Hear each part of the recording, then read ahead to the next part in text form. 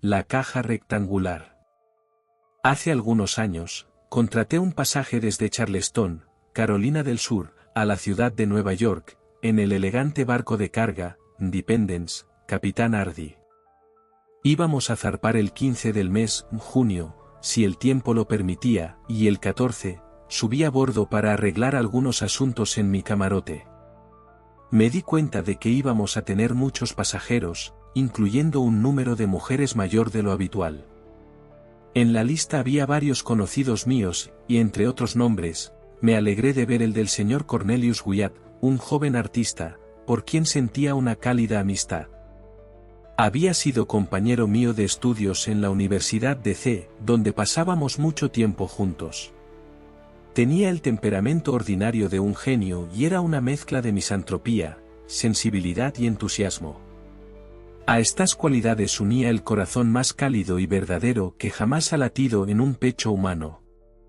Observé que su nombre figuraba en 3 camarotes y, al volver a consultar la lista de pasajeros, descubrí que había reservado pasaje para él, su esposa y sus 2 hermanas. Los camarotes eran lo suficientemente espaciosos y cada uno tenía 2 literas, una encima de la otra. Estas literas, sin duda, eran tan extremadamente estrechas que no podían albergar a más de una persona. Aún así, no podía comprender por qué había 3 camarotes para estas 4 personas. Justo en aquella época, me encontraba en uno de esos estados de ánimo melancólicos que hacen que un hombre se vuelva anormalmente curioso por tonterías, y confieso, con vergüenza, que me dediqué a una variedad de conjeturas maleducadas y absurdas sobre este asunto del camarote supernumerario. No era asunto mío, por supuesto, pero con no menos pertinacia me dediqué a intentar resolver el enigma. Por fin llegué a una conclusión que me causó gran asombro por no haber llegado a ella antes. Es un criado, por supuesto, dije, qué tonto soy, no haber pensado antes en una solución tan obvia. Y entonces volví a fijarme en la lista, pero vi claramente que ningún sirviente iba a venir con el grupo, aunque, de hecho, el plan original era traer uno, ya que las palabras, y sirviente, se habían escrito primero y luego tachado. Oh, equipaje extra, sin duda, me dije a mí mismo, algo que no quiere que se ponga en la bodega, algo que quiere tener bajo su propio ojo. Ah, ya lo tengo, un cuadro o algo así, y esto es lo que ha estado negociando con Coulino, el judío italiano. Esta idea me satisfizo, y dejé de lado mi curiosidad por el momento. Conocía muy bien a las 2 hermanas de Wyatt, y eran unas chicas muy amables e inteligentes. Su esposa se acababa de casar y yo aún no la había visto. Sin embargo, había hablado de ella a menudo en mi presencia, y con su habitual entusiasmo. La describía como de una belleza, ingenio y logros extraordinarios. Por lo tanto, estaba ansioso por conocerla.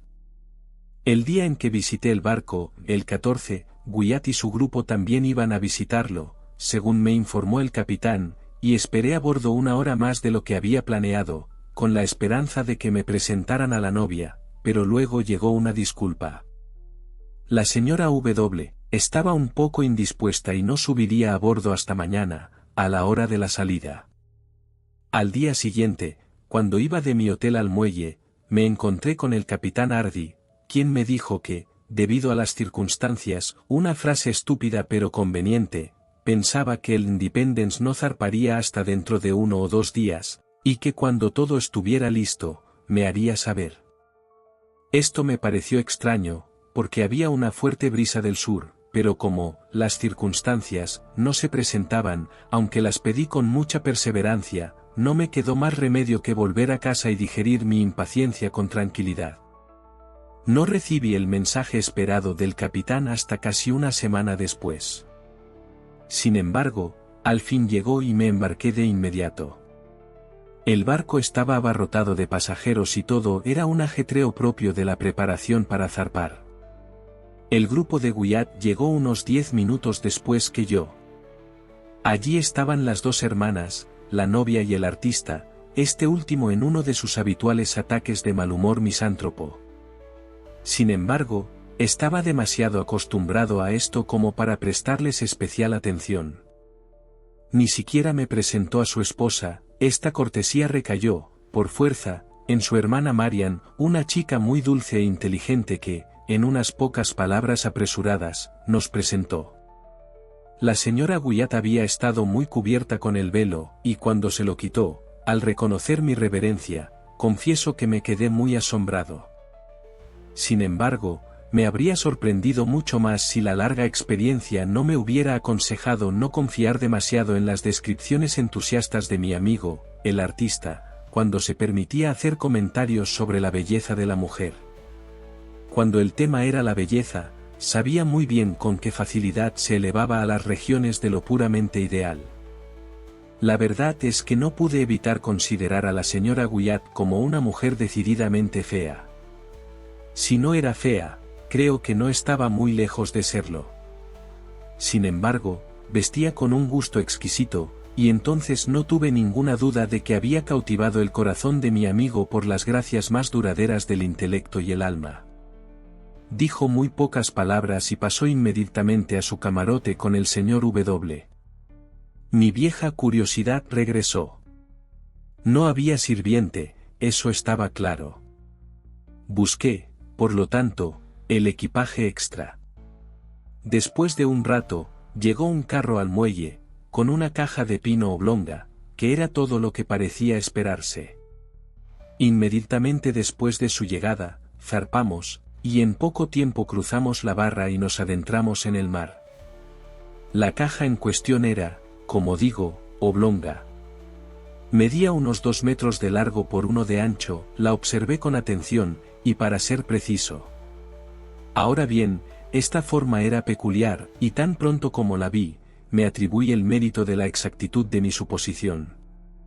Había llegado a la conclusión, como se recordará, de que el equipaje extra de mi amigo, el artista, resultaría ser cuadros, o al menos un cuadro, porque sabía que había estado varias semanas en conversaciones con Kowlinow, y ahora aquí estaba una caja que, por su forma, posiblemente no podía contener nada en el mundo más que una copia de la Última Cena, de Leonardo, y una copia de esta misma Última Cena, hecha por Rubini el Joven, en Florencia, que yo sabía, desde hacía tiempo, que estaba en posesión de Kowlinow. Este punto, por lo tanto, lo consideré suficientemente resuelto. Me reí excesivamente cuando pensé en mi perspicacia. Era la primera vez que veía a Wyatt ocultarme alguno de sus secretos artísticos, pero aquí, evidentemente, pretendía adelantarse a mí y pasar de contrabando un cuadro precioso a Nueva York, delante de mis narices, esperando que yo no me enterara de nada. Decidí interrogarlo bien, ahora y en lo sucesivo. Sin embargo, una cosa me molestaba bastante. La caja no iba al camarote extra. Se depositó en la propia de Wyatt, y allí también permaneció, ocupando casi todo el suelo, sin duda para gran incomodidad del artista y su esposa. Esto era especialmente cierto porque el alquitrán o la pintura con la que estaba escrito en letras mayúsculas desparramadas emitía un olor fuerte, desagradable, a mi gusto, particularmente repugnante. En la tapa estaban pintadas las palabras, S.R.A. Adelaide Curtis, Albany, Nueva York. A cargo de Cornelius Wyatt, esquina. Este lado hacia arriba. Manejar con cuidado. Ahora bien, yo sabía que la señora Adelaide Curtis, de Albany, era la madre de la esposa del artista, pero entonces consideré toda la dirección como una mistificación, destinada especialmente a mí. Por supuesto, me convencí de que la caja y su contenido nunca llegarían más al norte que el estudio de mi misántropo amigo, en Chambers Street, Nueva York. Durante los 3 o 4 primeros días tuvimos buen tiempo, aunque el viento soplaba de frente, habíamos virado hacia el norte inmediatamente después de perder de vista la costa. En consecuencia, los pasajeros estaban de muy buen humor y dispuestos a socializar. Debo exceptuar, sin embargo, a Wyatt y sus hermanas, que se comportaron con rigidez, y no pude evitar pensarlo, con descortesía hacia el resto del grupo. No presté tanta atención a la conducta de Wyatt. Estaba sombrío, incluso más de lo habitual, de hecho, estaba deprimido, pero en él estaba preparada para la excentricidad. Sin embargo, no pude encontrar ninguna excusa para las hermanas. Se recluyeron en sus camarotes durante la mayor parte del viaje y se negaron rotundamente, aunque se lo pedí repetidamente, a mantener comunicación con ninguna persona a bordo. La propia señora Wyatt era mucho más agradable. Es decir, era chaconera, y ser charconesa no es una recomendación desdeñable en el mar. Se hizo excesivamente íntima con la mayoría de las damas y, para mi profundo asombro, no mostró ninguna disposición equívoca a coquetear con los hombres. Nos divirtió mucho a todos. Digo, divirtió, y apenas sé cómo explicarme. La verdad es que pronto descubrí que de la señora W. se reía mucho más con ella que de ella. Los caballeros hablaban poco de ella, pero las damas, al poco tiempo, la tildaron de algo bondadosa, de aspecto bastante indiferente, totalmente inculta y decididamente vulgar. La gran pregunta era cómo había sido Wyatt atrapado en tal matrimonio. La riqueza era la solución general, pero yo sabía que eso no era una solución en absoluto, porque Wyatt me había dicho que ella no le había aportado ni $1 ni tenía expectativas de ninguna fuente. Se había casado, dijo, por amor y solo por amor, y su novia era mucho más que digna de su amor. Cuando pensé en estas expresiones, por parte de mi amigo, confieso que me sentí indescriptiblemente desconcertada. ¿Podría ser posible que estuviera perdiendo la cabeza? ¿Qué otra cosa podía pensar? Él, tan refinado, tan intelectual, tan exigente, con una percepción tan exquisita de lo defectuoso y una apreciación tan aguda de lo bello. Sin duda, la dama parecía especialmente encariñada con él, sobre todo en su ausencia, cuando se hacía el ridículo citando con frecuencia lo que había dicho su amado esposo, el señor Wyatt. La palabra, esposo, parecía estar siempre, por usar una de sus delicadas expresiones, en la punta de la lengua. Mientras tanto, todos a bordo observaron que él la evitaba de la manera más descarada, y en su mayor parte, se encerraba solo en su camarote, donde, de hecho, se podría decir que vivía por completo, dejando a su esposa en plena libertad para divertirse como mejor le pareciera, en la sociedad pública del camarote principal. Mi conclusión, por lo que vi y oí, fue que el artista, por algún capricho inexplicable del destino, o tal vez en un arrebato de pasión entusiasta y fantasiosa, se había visto inducido a unirse a una persona totalmente inferior a él, y que el resultado natural había sido un disgusto total y rápido. Lo compadecí desde el fondo de mi corazón, pero no pude, por esa razón, perdonar del todo su falta de comunicación en el asunto de la última cena. Por eso decidí vengarme. Un día salió a cubierta, tomándolo del brazo como solía hacer, di un paseo con él de un lado a otro. Su melancolía, sin embargo, que consideraba bastante natural dadas las circunstancias, parecía no haber disminuido en absoluto. Hablaba poco, y de mala gana, y con evidente esfuerzo. Me aventuré a hacer un par de bromas, y él hizo un repugnante intento de sonreír. Pobre hombre. Mientras pensaba en su esposa, me preguntaba cómo podía tener el valor de fingir alegría. Por fin me atreví a lanzar un golpe bajo. Decidí comenzar una serie de insinuaciones encubiertas sobre la caja oblonga, solo para que él percibiera, gradualmente, que yo no era del todo el blanco o la víctima de su pequeña y agradable mistificación. Mi primera observación fue a modo de apertura de una batería enmascarada. Dije algo sobre la peculiar forma de esa caja, y, mientras pronunciaba las palabras, sonreí con complicidad, guiñé un ojo y le toqué suavemente con el índice en las costillas. La forma en que Wyatt recibió esta broma inofensiva me convenció, de inmediato, de que estaba loco. Al principio me miró fijamente como si le resultara imposible comprender el ingenio de mi comentario, pero a medida que su punto de vista parecía abrirse camino lentamente en su cerebro, sus ojos, en la misma proporción, parecían salirse de sus órbitas. Luego se puso muy rojo, luego espantosamente pálido, luego, como muy divertido con lo que había insinuado, comenzó a reírse fuerte y estruendosamente, lo que, para mi asombro, mantuvo, con un vigor gradualmente creciente, durante 10 minutos o más. Al final, cayó pesadamente sobre la cubierta. Cuando corrí a levantarlo, parecía estar muerto. Pedí ayuda, y con mucha dificultad, lo reanimamos. Al recuperarse, habló incoherentemente durante un rato. Al fin le hicimos una sangría y lo acostamos. A la mañana siguiente estaba bastante recuperado, en lo que respecta a su salud física. De su mente no digo nada, por supuesto.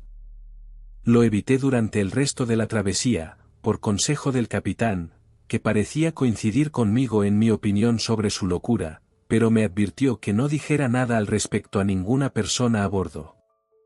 Inmediatamente después de este ataque de Guyat se produjeron varias circunstancias que contribuyeron a aumentar la curiosidad que ya me poseía. Entre otras cosas, había estado nervioso, bebí demasiado té verde fuerte y dormí mal por la noche. De hecho, durante 2 noches no se puede decir que durmiera del todo. Ahora bien, mi camarote daba a la cabina principal, o comedor, al igual que los de todos los hombres solteros a bordo. Las 3 habitaciones de Guyat estaban en la cabina de popa, que estaba separada de la principal por una ligera puerta corredera, que nunca se cerraba con llave ni siquiera por la noche. Como casi siempre había viento y la brisa era bastante fuerte, el barco escoraba considerablemente a sotavento, y cada vez que su costado de estribor quedaba a sotavento, la puerta corredera entre las cabinas se abría y permanecía así, sin que nadie se molestara en levantarse y cerrarla. Pero mi litera estaba en tal posición que, cuando la puerta de mi propio camarote estaba abierta, al igual que la puerta corredera en cuestión, ni mi propia puerta siempre estaba abierta debido al calor, podía ver el camarote de popa con bastante claridad, y justo en la parte donde estaban situados los camarotes del señor Guyat. Bueno, durante 2 noches, no consecutivas, mientras estaba despierta, vi claramente a la señora W, alrededor de las 11 de cada noche, salir cautelosamente del camarote del señor W, y entrar en la habitación extra, donde permanecía hasta el amanecer, cuando su marido la llamaba y ella regresaba. Estaba claro que estaban prácticamente separados. Tenían apartamentos separados, sin duda pensando en un divorcio más permanente, y aquí, después de todo, pensé que estaba el misterio del camarote extra. También había otra circunstancia que me interesaba mucho. Durante las 2 noches en vela en cuestión, e inmediatamente después de la desaparición de la señora Guyat en el camarote extra, me llamaron la atención ciertos ruidos singulares, cautelosos y tenues en el de su marido. Después de escucharlos durante un tiempo, con atención reflexiva, al fin logré traducir perfectamente su significado.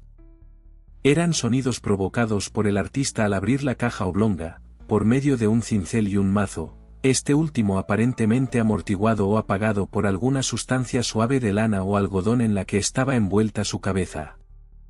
De esta manera, me imaginé que podía distinguir el momento preciso en que él desenganchó la tapa, y también que podía determinar cuándo la retiró por completo y cuándo la depositó en la litera inferior de su habitación. Este último punto lo supe, por ejemplo, por ciertos ligeros golpes que la tapa hizo al chocar contra los bordes de madera de la litera, mientras él se esforzaba por dejarla muy suavemente, ya que no había espacio para ella en el suelo. Después de esto hubo un silencio absoluto, y no oí nada más, en ninguna de las 2 ocasiones, hasta casi el amanecer, a menos, tal vez, que pueda mencionar un sollozo bajo, o un murmullo, tan reprimido que era casi inaudible, si es que, de hecho, todo este último ruido no fue producido más bien por mi propia imaginación. Digo que me pareció que no tenía nada de sospechoso, pero, por supuesto, tampoco podía serlo. Más bien creo que era un zumbido en mis propios oídos. El señor Guyat, sin duda, según la costumbre, simplemente estaba dando rienda suelta a una de sus aficiones, entregándose a uno de sus ataques de entusiasmo artístico. Había abierto su caja rectangular para deleitarse con el tesoro pictórico que contenía. Sin embargo, no había nada en ella que le hiciera sollozar. Repito, por tanto, que debió de ser simplemente un capricho de mi propia imaginación, alterado por el té verde del buen capitán Hardy. Justo antes del amanecer, en cada una de las 2 noches de las que hablo, oí claramente al señor Wyatt volver a poner la tapa en la caja rectangular y clavar los clavos en sus antiguos lugares con el mazo amortiguado. Una vez hecho esto, salió de su camarote, completamente vestido, y procedió a llamar a la señora W, desde el suyo. Llevábamos 7 días en el mar y ahora estábamos frente al cabo Hatteras, cuando llegó un golpe tremendamente fuerte desde el suroeste. Sin embargo, estábamos preparados en cierta medida, ya que el tiempo había estado amenazando durante algún tiempo. Todo estaba preparado, tanto en la cubierta inferior como en la superior, y a medida que el viento se intensificaba, amarramos, por fin, bajo la vela de trinquete y la vela de proa, ambas con doble rizo. En esta posición navegamos con bastante seguridad durante 48 horas, demostrando el barco ser una excelente embarcación en muchos aspectos y sin embarcar agua de importancia. Al final de este periodo, sin embargo, el vendaval se había convertido en un huracán, y nuestra vela de popa se partió en tiras, llevándonos tanto al abismo del agua que embarcamos varios mares prodigiosos, uno inmediatamente después del otro. Debido a este accidente, perdimos a 3 hombres por la borda con el camarote de popa y casi todos los baluartes de babor. Apenas habíamos recuperado el sentido, antes de que la vela de proa se hiciera trizas, cuando izamos una vela de tormenta y con ella nos fue bastante bien durante algunas horas, el barco se dirigió al mar con mucha más firmeza que antes. Sin embargo, el vendaval aún continuaba y no veíamos signos de que amainara. Se descubrió que el aparejo estaba mal ajustado y muy tenso, y al tercer día del temporal, alrededor de las 5 de la tarde, nuestro mástil de mesana, en un fuerte bandazo a barlovento, se fue por la borda. Durante 1 hora o más, intentamos en vano deshacernos de él, debido al prodigioso balanceo del barco, y, antes de que lo consiguiéramos, el carpintero vino a la popa y anunció que había 4 pies de agua en la bodega. Para aumentar nuestro dilema, encontramos las bombas atascadas y casi inútiles. Todo era ahora confusión y desesperación, pero se hizo un esfuerzo por aligerar el barco arrojando por la borda toda la carga que se podía alcanzar y cortando los 2 mástiles que quedaban. Esto lo logramos al fin, pero seguíamos sin poder hacer nada con las bombas, y mientras tanto, la vía de agua nos ganaba muy rápido.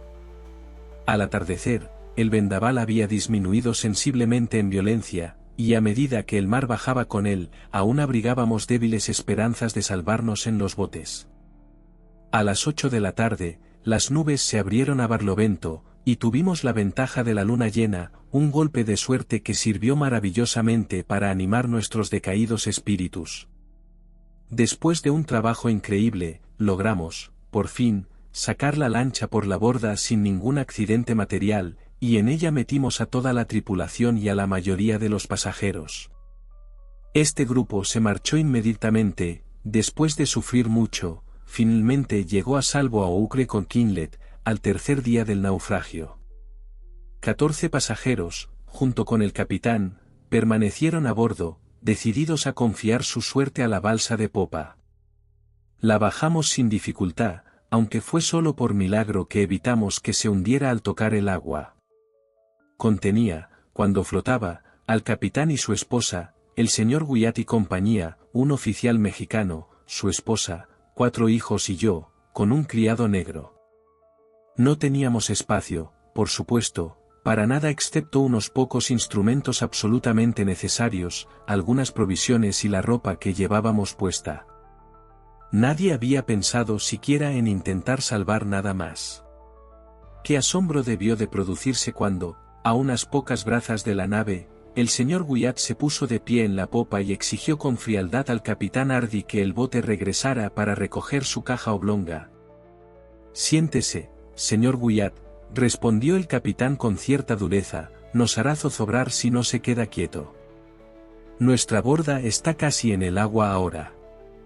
La caja, vociferó el señor Wyatt, todavía de pie, la caja, he dicho. Capitán Hardy, no puede, no me rechazará. Su peso será una bagatela, no es nada, nada en absoluto. Por la madre que le dio a luz, por el amor de Dios, por su esperanza de salvación, le imploro que vuelva a zarpar por la caja. El capitán, por un momento, pareció conmovido por la ferviente súplica del artista, pero recuperó su severa compostura y se limitó a decir: Señor Wyatt, está usted loco. No puedo escucharlo. Siéntese, le digo, o inundará el barco. Quieto, sujételo, agárrelo, está a punto de saltar por la borda. Ya está, lo sabía, ya está.